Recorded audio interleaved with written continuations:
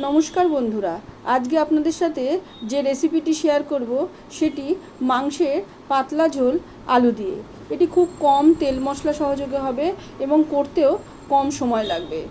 আপনারা বিভিন্নভাবে এই মাংসের পাতলা ঝোল হয়তো করে খেয়েছেন, কিন্তু একবার এইভাবে যদি বানিয়ে দেখেন তাহলে দেখবেন বারবার এটি খেতে চাইবেন, কারণ এটি খুব সুস্বাদু হয়। সবাইকে শর্মিষ্ঠা হেসেলে স্বাগত। চলুন তবে দেখে নেওয়া যাক মাংসটা করতে কি কি লাগছে এবং কিভাবে এটি আমি তৈরি করছি। প্রথমে আমি 1.5 কিলো চিকেন নিয়েছি। এবার তাকে ভালো করে ধুয়ে নিয়ে জল ঝরিয়ে নিয়েছি। এই মাঝারি সাইজের চিকেনের পিস নিয়েছি। আপনারা চাইলে পিসটি ছোট বড় যেমন খান সেরকম নিয়ে নেবেন। এবার একটি গোটা রসুন নিয়েছি এবং পাতলা করে কুচিয়ে নিয়েছি। একটা বড় টমেটো, তাকে ডুমো ডুমো করে কেটে নিয়েছি। আর 1 ইঞ্চি মতো আদা গ্রেট করে নিয়েছি। আর 3টে বড় সাইজের পেঁয়াজ নিয়েছি এবং মাঝারি সাইজ করে কুচিয়ে নিয়েছি। এবার একটি পাত্রে মাংসগুলোকে নিয়ে নিলাম। রসুন কুচি দিয়ে দিলাম, গ্রেট করা আদাও দিয়ে দিলাম, টমেটো দিয়ে দেওয়া হলো এবং পেঁয়াজগুলো সমস্ত দিয়ে দেওয়া হলো। এবার দিয়ে দিতে হবে বড় একটা টেবিল চামচ নুন। আপনারা মাংসের পরিমাণ অনুযায়ী নুনটা কম বেশি করবেন। আর দিলাম 1 চামচ হলুদ আর 2 টেবিল স্পুন মতো কাঁচা তেল। সর্ষের তেল ব্যবহার করেছি আমি এখানে। আপনারা চাইলে এখানে রাইস ব্র্যান্ড অয়েল অথবা সয়াবিন অয়েলও ব্যবহার করতে পারেন। এবার মাংসটাকে ভালো করে মাখিয়ে নিতে হবে মিনিট 10 ধরে। এই মাখানোর ওপরও কিন্তু মাংসের টেস্টটা নির্ভর করবে, তাই খুব সুন্দর করে একে মাখিয়ে রেখে দেবেন 30 মিনিট। এবার একটি কড়াইটা গরম করে নিয়ে তারপর তার মধ্যে 2 টেবিল স্পুন আমি সর্ষের তেল দিয়ে দিয়েছি। তেল গরম হলে মিডিয়াম ফ্লেমে রেখে আলুগুলোকে আমি দিয়ে দিলাম। মাঝারি সাইজের আলু 2 টুকরো করে কেটে নিয়েছি। আলুটাকে আমি লাল করে ভেজে নেব, মাঝারি লাল করে ভেজে নেব। দেখুন এক পাশ ভাজা হয়ে গেছে, আর এক পাশ উল্টে আমি ভেজে নিচ্ছি। এই রেসিপিটি আমার বাবার কাছ থেকে শেখা, এবং বাবা খুব সুন্দর করে এটি রান্না করতেন এবং মাঝে মাঝে এটা কিন্তু করে খাওয়াতেন। আলুগুলো উল্টে পাল্টে আমি ভেজে নিয়েছি। এবার আলুগুলোকে আমি কড়াই থেকে তুলে নেব।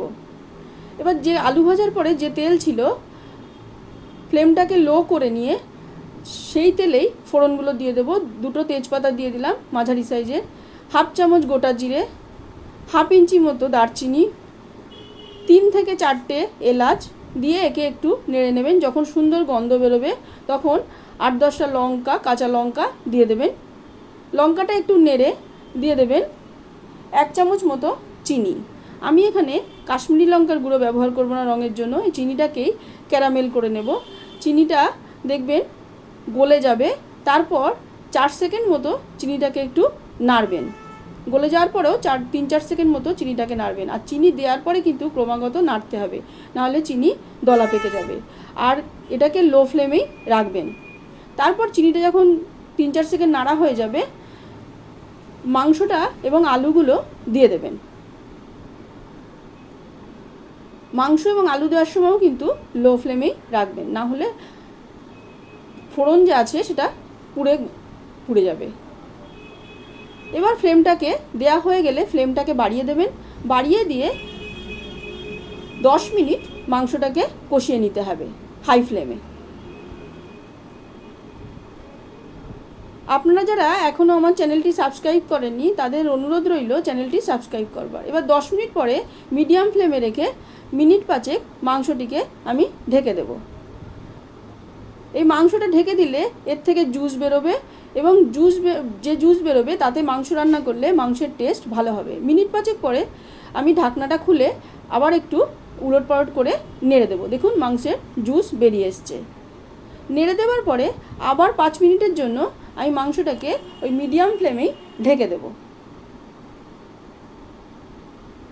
এতে এইভাবে ঢেকে রান্না করলে প্রায় 30% মাংস সিদ্ধ হয়ে যাবে। এবার 5 মিনিট পরে আমি ঢাকনাটা খুলে মিডিয়াম টু হাই ফ্লেমে একে 5-7 মিনিট কষিয়ে নেব।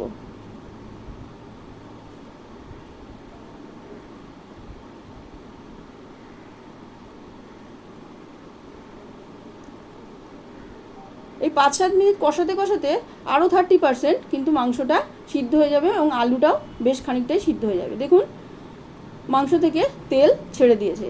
এবার 1.5 গ্লাস মতো গরম জল, মাংসে কিন্তু গরম জলই ব্যবহার করবেন, গরম জল আমি মানে ফুটন্ত জল আর কি দিয়ে দেব। দিয়ে একে হাই ফ্লেমে ফুটতে দেব।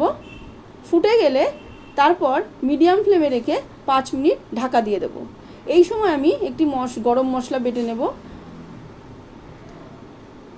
1/2 ইঞ্চি থেকে একটু কম দারচিনি নেব, 4টে এলাচ নেব, আর একটু ভাজা মশলা নেব। এই ভাজা মশলাটা আপনারা আমার চ্যানেলে পেয়ে যাবেন, আমি ডেসক্রিপশন বক্সে লিংক দিয়ে দেব।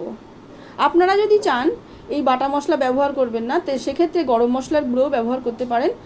আমার চ্যানেলে সেটিও দেওয়া আছে, আমি ডেসক্রিপশন বক্সে সেটি লিংক দিয়ে দেবো, আপনারা চাইলে সেখান থেকে দেখে নিতে পারেন।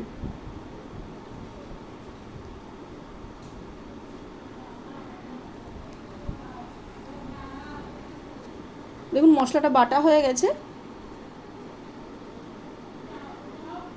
এরকম মিহি করেই কিন্তু বেটে নিতে হবে। এবার 5 মিনিট হয়ে গেছে। এবার আমি ঢাকনাটা খুলে দেখব আলুটা সিদ্ধ হয়ে গেছে এবং মাংসটাও দেখুন সিদ্ধ হয়ে গেছে। লেগ পিস থেকে মাংসটা কিন্তু ছেড়ে যায়নি, কিন্তু সুসিদ্ধ হয়েছে।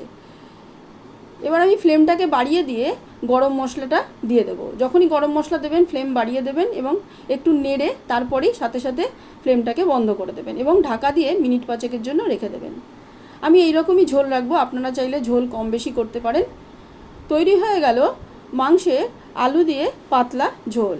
এটা গরম ভাতের সাথে দুপুরে এবং রাতে পরিবেশন করুন, রুটি দিয়েও খেতেও কিন্তু এটা ভালো লাগে।